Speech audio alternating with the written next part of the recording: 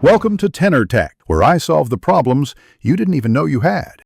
You start by preparing both devices. Connect a reliable USB cable to the Seltos USB port and your phone.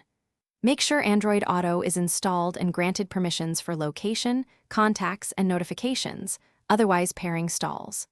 On the infotainment, open Settings, choose Connectivity, then enable Android Auto and Bluetooth pairing. Once done, accept prompts on your phone to allow projection and messaging access. This immediate pairing step gets the car and phone talking, so you can move into the connection handoff.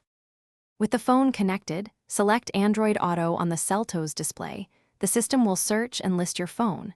Tap the device, then accept the prompt to project the Android Auto interface.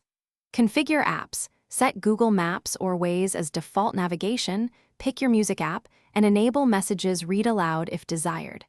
Make sure Do Not Disturb Driving is configured for safe notifications.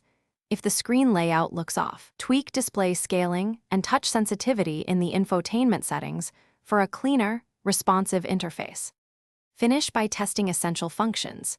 Make a call, play music, start navigation, and use voice commands through the steering wheel button so you confirm controls work while driving. If Android Auto doesn't appear, disconnect and try another USB port or a known good cable, then reboot the phone and the Seltos head unit.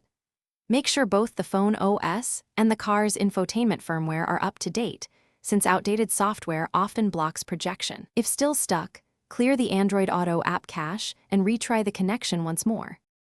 Thanks for watching. Subscribe to keep your life in tune.